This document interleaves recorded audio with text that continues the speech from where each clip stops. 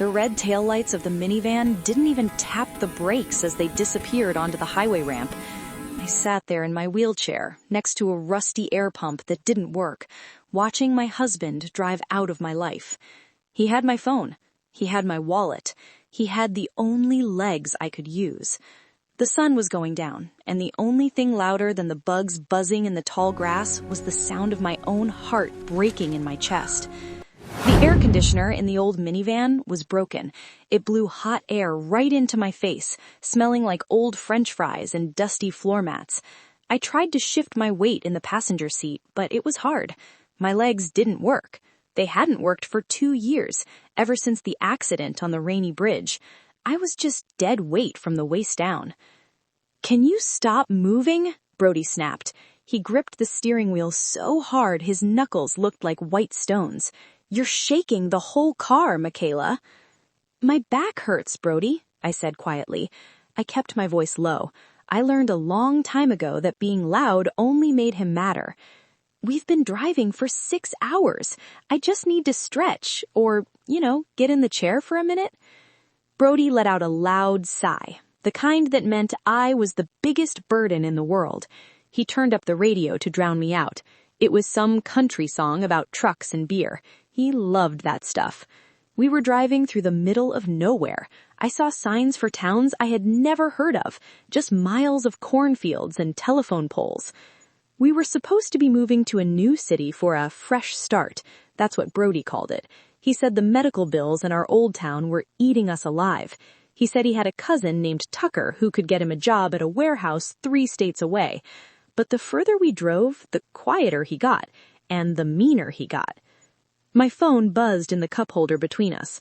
It wasn't my phone, actually, it was his, but the screen lit up with a text. "Kelsey, did you do it yet? I'm waiting." My stomach twisted. Kelsey was the girl who worked at the diner back home, the one with the loud laugh and the short skirts. Brody told me they were just friends. He said I was crazy for being jealous, especially since I was broken and she was fun. "Who is that?" I asked, pointing at the phone with a shaking finger. Brody snatched the phone away and shoved it into his pocket. "Nobody, just Tucker asking about our ETA. Don't worry about it." "It said Kelsey, Brody." "You're seeing things. Maybe your eyes are going bad just like your legs." Tears stung my eyes, but I blinked them away. I wasn't going to cry. Not today. I looked out the window. The sky was turning a bruised purple color. A storm was coming. "I need to use the bathroom." "Again?" He hit the steering wheel. "We just stopped 2 hours ago." "I can't help it, Brody. Please." He grumbled something under his breath and swerved the van off the highway at the next exit. It was a lonely place. There wasn't a town, just a single run-down gas station with peeling paint and a flickering neon sign that just said, "Gas." He pulled up to the side of the building, away from the pumps and the front door. It was darker over here. The shadows stretched long across the cracked pavement. "All right, let's go." He opened his door. He came around to my side. He didn't look at me. He opened the door and unfolded my wheelchair. He set it up with jerky, angry movements. Then he reached in and grabbed me. He wasn't gentle. He pulled me out like I was a sack of potatoes and plopped me into the chair. "Ow, my arm," I said. "You're fine," he muttered. "Go do your business. There's a bathroom around the back." I wheeled myself toward the back of the building. The pavement was uneven, and it was hard to push. The bathroom door was locked. A sign said, "Out of order." "Brody," I called out. "It's locked." I turned the chair around to go back to the van. That's when I saw him. He was back in the driver's seat. The engine was running. "Brody," I pushed the wheels faster. "Brody, what are you doing?" He rolled down the window just an inch. He looked at me, but his eyes were empty. There wasn't love there. There wasn't even hate. Just nothing. "I can't do this anymore, Michaela." His voice was flat. "I'm 30 years old. I'm not a nurse. I want a life." "What are you talking about?" Panic rose in my throat like bile. "Brody, open the door. Put me back in." "Tucker isn't meeting us," he said. "I'm going to meet Kelsey. We're going to the coast." "You can't leave me here," I screamed. I wheeled right up to the door and banged on the metal. "I have nothing. My legs don't work. Brody." "Someone will find you," he said. "You're a survivor, right? That's what everyone always says. Oh, Michaela is so strong." "Well, prove it." "Brody, please," I was sobbing now. "I love you." "I don't love you," he said, and that hurt worse than the car accident ever did. "I love the memory of who you used to be, but she's gone." He put the van in drive. "No!" I reached for the door handle, but he hit the gas. My hand slipped off the metal. The force of the van moving away spun my wheelchair around. I almost tipped over. I had to grab the wheels to steady myself. I watched him go. I watched the red tail lights fade until they were just specks, and then they were gone. Silence rushed back in. I sat there for a long time. I checked my pockets. Empty. No phone, no wallet, just a wrapper from a piece of gum. I looked around. The gas station seemed deserted. The lights inside the store were off. The sign flickered overhead. Buzz, click, buzz. It started to rain. Big, cold drops that soaked my thin shirt in seconds. I shivered.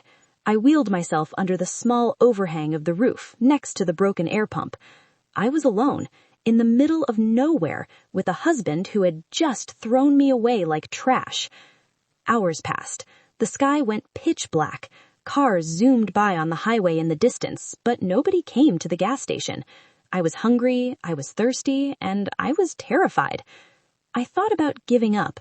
It would be easy. Just close my eyes and let the cold take me. Brody was right. I was a burden. Maybe the world was better off without me. But then a spark of anger lit up in my chest. It started small, but it got hotter and hotter. He left me to die. He was probably laughing right now with Kelsey. They were probably spending our savings on drinks and hotels. He thought I was weak. He thought I was a broken doll. No, I thought. I am not done. I gripped the armrests of my chair. My knuckles turned white just like his had, but mine weren't white from stress. They were white from rage. Suddenly, headlights sweeped across the parking lot. A vehicle was pulling in. It wasn't a normal car. It was a big, dark tow truck. It rumbled like a beast. The truck pulled up slowly and stopped right in front of me. The engine idled loudly. The headlights were blinding. I put my hand up to shield my eyes. The door opened. A pair of heavy work boots hit the pavement. Then a man stepped out. He was huge. He wore grease-stained coveralls and a baseball cap pulled low. He looked like he could snap a baseball bat in half with one hand. I held my breath. Was this it? Was this the end? The man walked toward me. He stopped a few feet away. He looked down at me, then at the empty parking lot, then back at me. "You look like you missed your ride." His voice was deep, like gravel rolling down a hill. "My husband," I whispered. My voice was hoarse. "He left me." The man spat on the ground. He didn't look surprised. He looked angry. Not at me, but at the situation. "Name's Gage." He reached out a hand. It was the size of a dinner plate. "You're hurt?" "Inside," I said. Gage nodded. "That's the worst kind." He looked at my wheelchair. Then he looked at his truck. "He ain't got a ramp, but I got strong arms. You want a lift, or you want to stay here and drown in the rain?" I looked at Gage. I didn't know him. He could be dangerous. But Brody was the one who was supposed to protect me, and he was the one who tooled me. Sometimes strangers are kinder than family. "I want a lift," I said. "And Gage?" "Yeah?" "I don't have any money." Gage cracked a small smile. It made his scary face look kind. "Did I ask for money? Come on, let's get you out of the wet." He scooped me up like I weighed nothing. He put me in the cab of the truck. It smelled of oil and peppermint. He folded my chair and threw it in the back. As we pulled onto the highway, I looked back at the gas station one last time. I made a promise to the old Michaela, the one who cried and begged. I promised her she was dead. The woman in the truck was someone new, and she was going to survive. "Where are we going?" Gage asked. "I don't care," I said, staring at the road ahead. "Just somewhere where I can learn how to walk again." Gage looked at me sideways, but he didn't laugh. "That's a tall order." "I know," I said, "but I have a lot of work to do, and when I'm done, I have a visit to make." Gage's place wasn't a house. It was a small apartment above a massive, greasy auto repair shop called Gage's Garage. It smelled like oil, old tires, and coffee. That first night, he set me up on a lumpy couch with a clean blanket. He didn't ask questions. He just made me a sandwich, put the TV remote next to me, and went to sleep in his room. For the first week, I didn't speak. I just stared at the ceiling. I replayed the moment at the gas station over and over in my head. Brody's face, the red taillights, the silence. I wanted to die, but Gage wouldn't let me. Every morning he brought me breakfast. Every evening he brought me dinner. "You got a brain in that head, right?" Gage asked me one day. He was wiping grease off his massive hands with a red rag. "Yes," I whispered. "Good, because my books are a mess. I can fix an engine with my eyes closed, but I can't do math to save my life. If you want to eat, you work." He tossed a heavy ledger onto my lap. It was a mess of receipts and scribbles. It gave me something to do. It gave me a reason to wake up. I started organizing his papers. I found money he didn't know he had. I found customers who hadn't paid. I started calling people, using a fake name. I called myself Keely. Within 6 months, Gage's Garage was making double the money. I wasn't just a charity case anymore. I was his partner. But my legs were still dead. One afternoon, a woman walked into the shop. She was tall, with skin the color of dark chocolate and hair cut short. She wore gym clothes that looked expensive. Her name was Reese. She was Gage's sister. She looked at me in the wheelchair, then looked at Gage. "Is this the stray you found?" Reese asked. She didn't sound mean, just direct. "She ain't a stray," Gage grunted. "She runs the business now." Reese walked over to me. She grabbed my leg. I didn't feel it. She squeezed hard. "You feel that?" she asked. "No." "Doctors say you're severed?" They said it was swelling, bruising on the spine, but it never went down. Brody, my husband, he stopped taking me to therapy after 3 months. He said it was too expensive. Reese's eyes narrowed. "So you just stopped trying?" "I couldn't drive myself," I snapped back. The anger was still there, burning hot. Reese nodded, like she liked the attitude. "I'm a physical therapist at the hospital. I work with football players, big guys who get smashed up. You want to walk, Michaela?" "More than anything." "Then get ready to hurt." The next 3 years were hell. That is the only word for it. By day, I ran the auto shop. I turned it into an empire. We stopped just fixing beat-up sedans and started restoring classic muscle cars. I had a knack for finding rare parts online. We bought old heaps of junk for nothing, made them shine like new, and sold them for 6 figures. I saved every penny. I invested in things Brody would never understand. Stocks, real estate, tech startups.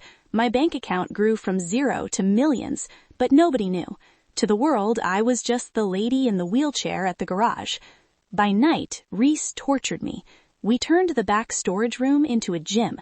Reese made me crawl. She made me stand until my knees buckled and I smashed into the mats. I screamed. I cried. I threw up from the pain. "Get up," Reese would yell. "Brody is laughing at you right now. He's walking around enjoying the sun. Get up." That name was my fuel. Every time I wanted to quit, I saw the minivan driving away. 18 months in, I felt a twitch in my big toe. 2 years in, I could stand for 10 seconds holding the bars. 3 years in, I took my first step without holding on. I fell immediately, but I did it. I looked up at Gage and Reese. Gage, the big, tough mechanic, had tears in his eyes. "You're dangerous now," Gage said, smiling. I kept my life a secret. I had no social media, no friends from the old life. As far as Brody knew, Michaela died at the gas station or ended up in a shelter somewhere. I was a ghost, but ghosts can watch you. I hired a man named Weston. He was a private investigator. He found Brody in 2 days. Brody was living in a coastal town in Florida. He had married Kelsey. They lived in a small rented condo. Brody worked at a boat rental place, and Kelsey was a bartender. They weren't rich. They looked tired. The photos Weston sent me showed Brody looking bald and heavy. He looked miserable. "You want me to go scare him?" Weston asked me over the phone. No, I said. I was looking at the reflection in the mirror. I was standing tall. My dress fit perfectly. My arms were toned from years of pulling myself up. I looked out the window of my new office. Down in the bay, the mechanics were finishing up a special project. It was a Lamborghini Aventador. It was black, matte black, like a stealth bomber, but the interior was red, blood red. It was the car I was going to drive to Florida. Gage, I called out. He stuck his head in the door. He was wearing a suit now. He managed the floor. I managed the money. We were a team. Is it ready? I asked. Engine is purring. You sure you're ready for this drive? It's a long way. I walked over to the window. My stride was smooth. I didn't limp anymore. The pain was gone, replaced by a cold, hard power. I've been waiting 5 years for this drive, I said. Brody thinks he walked away from a victim. He's about to find out he created a monster. I picked up my purse. It was designer, worth more than the van Brody used to drive. I checked my reflection one last time. The sad, broken girl from the gas station was gone. I'm taking the Lambo, I said. Dage tossed me the keys. Give him hell, Michaela. Oh, I won't give him hell, Gage. I smiled, and it was a smile that didn't reach my eyes. I'm going to show him what heaven looks like, and then slam the door in his face. I changed into a white dress and walked down the stairs, the click-clack of my heels echoing like gunshots in the quiet shop. I got into the black car. The engine roared to life, a deep, angry growl that shook the walls. I pulled out onto the road. The sun was shining. I was coming for you, Brody, and you wouldn't even see me coming until I ran you over. The drive to Florida took 2 days. I enjoyed every mile. The Lamborghini hugged the road like it had claws. Every time I pressed the gas pedal, I felt a surge of power that I had missed for so long. People stared. At gas stations, kids took pictures. Men in trucks gawked. They saw a woman in expensive sunglasses driving a car worth more than their houses. They didn't see the woman who used to beg for a bathroom break. I arrived in Brody's town on a Tuesday afternoon. It was humid and sticky. Palm trees lined the streets, but they looked tired and dusty. I drove past the address Weston gave me. It was a beige condo complex with peeling stucco. There was a rusty bike chained to the fence and a plastic flamingo in the dirt. It looked sad. I parked the Lamborghini right in front of his unit. The black paint seemed to suck all the light out of the air. The engine growl cut off, leaving a ringing silence in the neighborhood. I waited. 10 minutes later, a beat-up Ford sedan pulled in. It was Brody. He got out, wearing a stained polo shirt that was too tight around his stomach. He looked old. His hairline had receded and his face was puffy. He was carrying a grocery bag that looked like it was about to rip. He didn't see me at first. He was staring at the car. Everyone stared at the car. He walked around it, his mouth open slightly. He looked at the rims. He looked at the sleek lines. He looked like a kid in a candy store. Then I opened the door. The scissor door swung up. I stepped out. First, one leg. I was wearing red stiletto heels. Then the other leg. I stood up to my full height. I smoothed down my white dress. Brody froze. He dropped the grocery bag. A jar of pickles shattered on the pavement, splashing vinegar and glass over his cheap shoes. He squinted at me. He didn't recognize me. It had been 5 years, and I looked like a different species.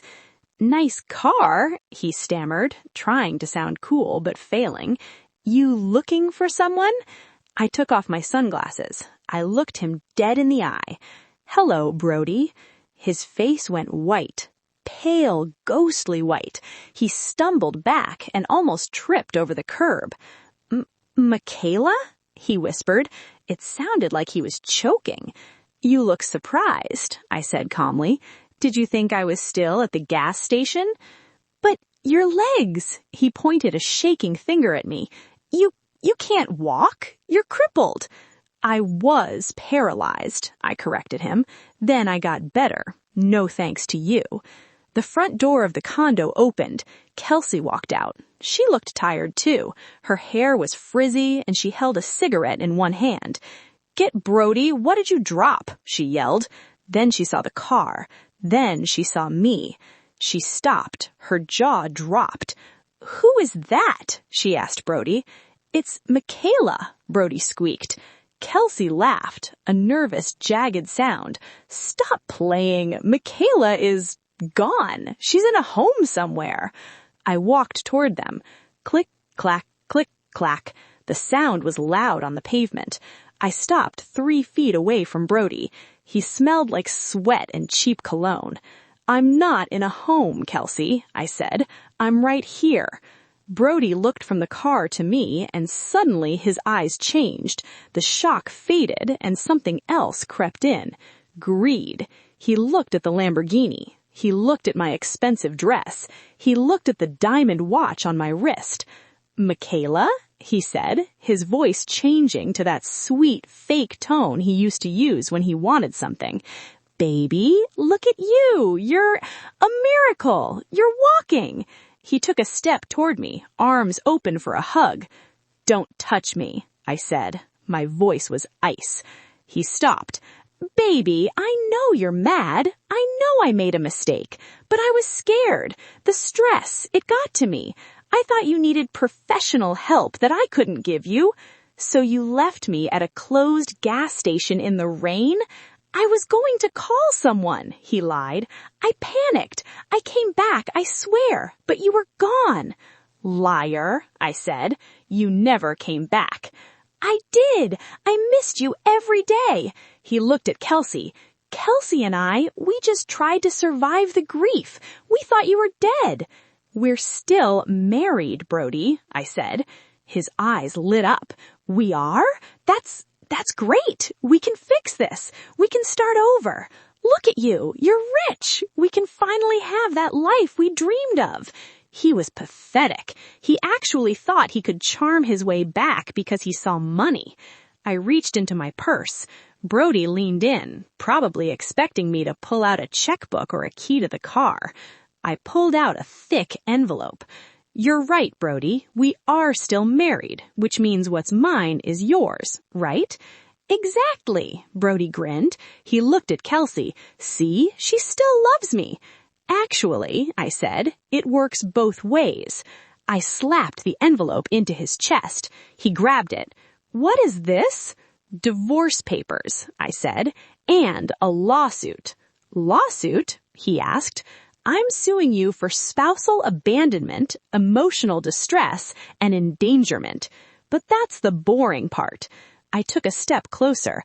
"I bought the company you work for, Brody. That boat rental place, I bought it this morning. You're fired."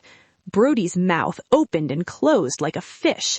"And this condoplex," I pointed at the building, "my real estate group purchased the deed last week. We're evicting everyone to renovate. You have 3 days to get out." Kelsey screamed. "You can't do that," I said. "I can, and I did." "But we have nowhere to go," Brody cried. "We have no money." "I know," I smiled. "I remember what that feels like. It's scary, isn't it, being left with nothing?" I turned around and walked back to the car. My heels clicked with a steady rhythm. I felt light. I felt free. "Michaela, wait!" Brody ran after me. He grabbed my arm. I spun around. Faster than he could blink, I grabbed his wrist, twisted it, and shoved him backward. "Thanks, Reese." He fell on his butt, right into the puddle of pickle juice and glass. He yelped. "I told you," I said, looking down at him, "don't touch me." I got into the Lamborghini. I lowered the door, I pressed the start button, and the engine roared, drowning out his pleas. I put it in gear and looked at him one last time through the window. He was sitting in the dirt, covered in pickles, crying. Kelsey was yelling at him. I didn't feel sad. I didn't feel angry anymore. I just felt done. I pulled away from the curb. I didn't speed. I drove slowly so he could watch me go. I watched him in the rearview mirror, shrinking smaller and smaller until he was just a speck, And then I turned a corner, and he was gone. I turned up the music. It wasn't country. It was something with a heavy beat, something strong. I had a long drive back to Gage and the life I built, but for the first time in 5 years, I wasn't looking back. I was only looking forward.